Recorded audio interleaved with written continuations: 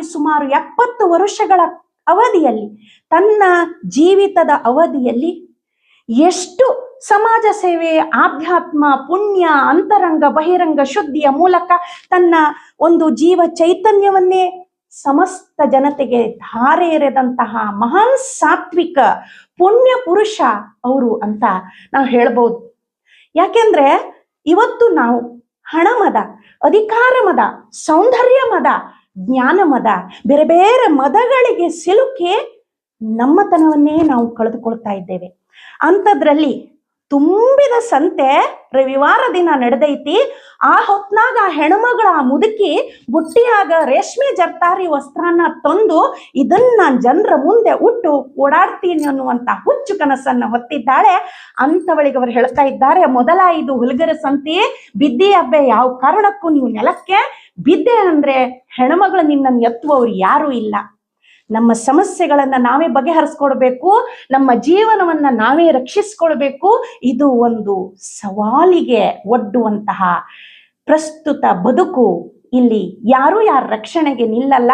ಹೇಳಿ ಕೇಳಿ ನೀನೊಬ್ಬಳು ಅಶಕ್ತಳು, ನೀನೊಬ್ಬಳು ಪ್ರಾಯ ಪ್ರಬುದ್ಧಳು, ನಿನಗೆ ಯಾರು ರಕ್ಷಣೆ ನೀಡಿಯಾರು ಅನ್ನುವಂಥ ಎಚ್ಚರಿಕೆಯ ಮಾತುಗಳು ನಮಗೆ ಯಾವ ರೀತಿಯ ಪೂರ್ವ ಸೂಚನೆಯನ್ನ ನೀಡ್ತದೆ ಅಂದ್ರೆ, ನಮ್ಮ ಬದುಕನ್ನು ನಾವು ನ್ಯಾಯಯುತವಾಗಿ, ಧರ್ಮಯುತವಾಗಿ, ಮಾನವೀಯತೆಯ ನೆಲೆಯಲ್ಲಿ ನಾವು ರೂಢಿಸ್ಕೊಳ್ಬೇಕು. ವಚನಕಾರರ ಮಾತುಗಳನ್ನು ನೋಡಿ, ದಾಸ ಸಾಹಿತ್ಯದ ಮಾತುಗಳನ್ನು ನೋಡಿ, ಅಲ್ಲಿ ನಮಗೆ ಪ್ರತಿಯೊಂದು ಸಂದೇಶವೂ ಕೂಡ ನಮ್ಮ ಸಂತ ಶಿಶುನಾಳರ ಸಂದೇಶವೇ ಅಂತ ನಾವು ಅದನ್ನ ಹೋಲಿಕೆ ಮಾಡ್ಕೊಂಡು ಹೇಳ್ಬೋದು. ಆಸೆಗೆ ಸತ್ತುದು ಕೋಟಿ, ಆಮಿಷಕ್ಕೆ ಸತ್ತುದು ಕೋಟಿ, ಹೆಣ್ಣು ಹೊನ್ನು ಮಣ್ಣಿಂಗೆ ಸತ್ತುದು ಕೋಟಿ, ಗುಹೇಶ್ವರ ನಿನಗಾಗಿ ಸತ್ತವರ್ ಆರನು ಕಾಣೆನಯ್ಯ ಅನ್ನುವಂತಹ ಅಲ್ಲಮ ಪ್ರಭುವಿನ ಮಾತುಗಳು. ಹಾಗೆಯೇ ಪ್ರತಿಯೊಂದು ವಿಚಾರದಲ್ಲಿ ಕೂಡ ಮಾನವ ಜನ್ಮ ದೊಡ್ಡದು, ಅದನ್ನು ಹಾಳು ಮಾಡಿಕೊಳ್ಳದಿರಿ, ಹುಚ್ಚಪ್ಪಗಳಿರ ಅನ್ನುವಂತಹ ದಾಸ ಶ್ರೇಷ್ಠ ಪುರಂದರ ದಾಸರ ಮಾತುಗಳು. ಕುಲ ಕುಲ ಕುಲವೆಂದು ಹಳದಾಡದಿರಿ, ನಿಮ್ಮ ಕುಲದ ನೆಲೆಯನ್ನೇನಾದರೂ ಬಲ್ಲಿರಾ ಎನ್ನುವ ಕನಕದಾಸರ ಮಾತುಗಳು. ಕದಳಿ ಎಂಬುದು ತನು, ಕದಳಿ ಎಂಬುದು ಮನ, ಎನ್ನನ್ನು ಕದಳಿಯಂತೆ ಮಾಡ ಚನ್ನಮಲ್ಲಿಕಾರ್ಜುನ ಎನ್ನುವ ಅಕ್ಕನ ಮಾತುಗಳು. ಈ ಎಲ್ಲ ರೀತಿಯ ವಚನ ಸಾಹಿತ್ಯದ ಸಿದ್ಧಾಂತಗಳು, ವೀರಶೈವದ ಸಿದ್ಧಾಂತಗಳು ನಮ್ಮ ಸಂತ ಶಿಶುನಾಳ ಶರೀಫರ ಆ ವಾತಾವರಣದಲ್ಲಿ, ಆ ಊರಿನಲ್ಲಿರುವಂತಹ ಸ್ವಾಮಿಗಳು ಜ್ಞಾನಿಗಳಿಂದ ಪ್ರತಿಯೊಂದನ್ನು ತಿಳಿದು ಅರಗಿಸಿಕೊಂಡು ರೂಢಿಸಿಕೊಂಡು ಜೀವ ಚೈತನ್ಯವನ್ನು ನೀಡುವಂತ ವಿಶಿಷ್ಟ ವ್ಯಕ್ತಿತ್ವವಾಗಿ ಇವತ್ತು ಜನಮಾನಸದಲ್ಲಿ ದಿನ ಬೆಳಗಾದರೆ ನಾವು ದೇವರ ನಾಮ ಸ್ಮರಣೆ, ಹಾಡು, ಭಜನೆಗಳನ್ನು ಹೇಗೆ ನಾವು ಅದನ್ನು ಅನುಸರಿಸ್ತೇವೆಯೋ ಅದನ್ನು ನಾವು ರೂಢಿಸಿಕೊಳ್ಳಿಕ್ಕೆ ಇದು ತುಂಬಾ ಅನುಕೂಲಕರವಾಗಿದೆ. ಇವತ್ತು ಆರ್ಥಿಕ ಉದಾರೀಕರಣ, ಖಾಸಗೀಕರಣ ಮತ್ತು ಜಾಗತೀಕರಣ ಇವುಗಳ ನಡುವಣ ಡೋಲಾಯಮಾನ ಸ್ಥಿತಿಯಲ್ಲಿ ಬದುಕುವ ನಾವು ಇವತ್ತು 70, 80, 90 ರೂಪಾಯಿ ಕೊಟ್ಟು ಜೀವವನ್ನ, ಆರೋಗ್ಯವನ್ನ ಕೆಡಿಸುವಂತಹ ಪಾನೀಯಗಳನ್ನ ಸ್ವೀಕಾರ ಮಾಡಲಿಕ್ಕೆ ಬಹಳಷ್ಟು ಸಂತೋಷ ಪಡ್ತೇವೆ. 50 ರೂಪಾಯಿ, 30 ರೂಪಾಯಿ, 40 ರೂಪಾಯಿ ಕೊಟ್ಟು ಎಲ್ಲಿಯೂ ಕೂಡ ಎಳನೀರನ್ನು ಕುಡಿಯುವ ಪ್ರಯತ್ನವನ್ನ ಮಾಡಲ್ಲ. ಇಂತಹ ಡೋಲಾಯಮಾನ ಸ್ಥಿತಿಯಲ್ಲಿ ನಾವು ನಮ್ಮದೇ ಆದಂತಹ ಸಂಸ್ಕೃತಿಯನ್ನ, ನಮ್ಮದೇ ಆದಂತಹ ನಾಗರಿಕತೆಯನ್ನ, ನಮ್ಮದೇ ಆದಂತಹ ಜೀವನದ ಪ್ರತಿಯೊಂದು ಮೌಲ್ಯವನ್ನ ಉಳಿಸಿದಂತಹ ಸಾಹಿತ್ಯವೇ ನಮ್ಮ ಸಂತ ಶಿಶುನಾಳ ಶರೀಫರ ತತ್ವ ಪದಗಳೆಂದರೆ ತಪ್ಪಾಗಲಾರದು. ಆಡುವ ನೀಯ ನುಂಗಿ ಗೋಡೆ ಸುಣ್ಣವ ನುಂಗಿ, ಆಡಲು ಬಂದ ಪಾತರದವಳ ಮದ್ದಳೆ ನುಂಗಿತ್ತ ತಂಗಿ, ಕೋಡಗನ ಕೋಳಿ ನುಂಗಿತ್ತ. ಕೋಡಗ ಅಂದ್ರೆ ಮರ್ಕಟ, ಕೋಳಿ ಅದು ಸ್ಥಿರತೆಯ ಸಂಕೇತ. ಕೆಟ್ಟದ್ದು ಒಳ್ಳೆಯದನ್ನ ನುಂಗ್ತಾ ಇದೆ ಅನ್ನುವಂತ ಬರವಣಿಗೆಗಳು ನಮಗೆ ಕನ್ನಡ ಸಾಹಿತ್ಯದಲ್ಲಿ ಎಷ್ಟು ಬೇಕಾದ್ರೂ ನಾವು ನೋಡ್ಬೋದು ಇವತ್ತದನ್ನ.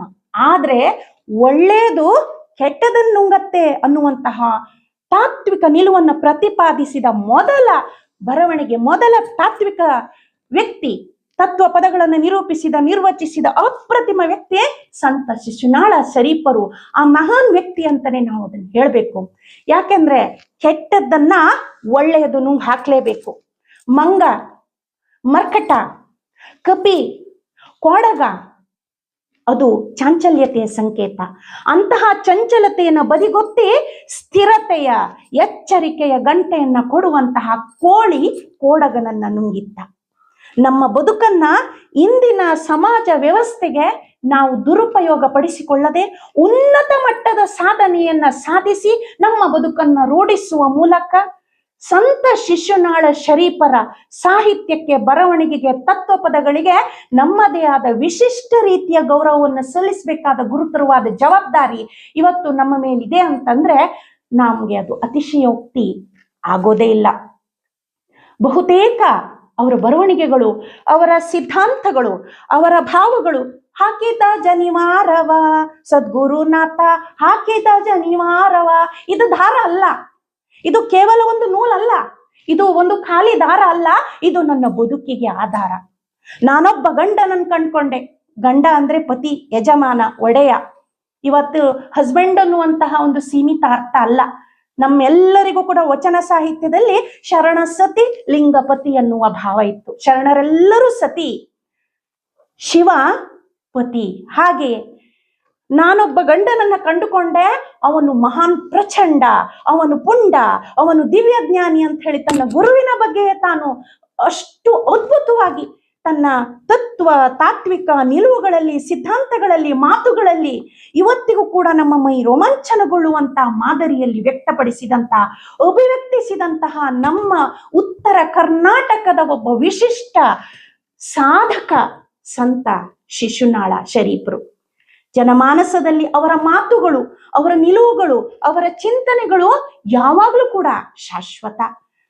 ಆಡು ಮಾತಿನಲ್ಲಿರುವಂತಹ, ಜನಸಾಮಾನ್ಯರಿಗೆ ನಿಲುಕುವಂತಹ, ಯಾವುದೇ ಪದಗಳ ಕ್ಲಿಷ್ಟತೆ ಇಲ್ಲದೆ ಪ್ರತಿಯೊಬ್ಬರೂ ಕೂಡ ಸಂತೋಷಿಸುವಂತಹ, ನಗುವಂತಹ, ಆಸ್ವಾದಿಸುವಂತಹ, ಅನುಭವಿಸುವಂತಹ, ಭಕ್ತಿಪೂರ್ವಕವಾಗಿ ನಮನ ಸಲ್ಲಿಸುವಂತಹ ಈ ಸಾಹಿತ್ಯಕ್ಕೆ ನಾವೆಲ್ಲರೂ ಶಿರ ಬಾಗಲೇಬೇಕು.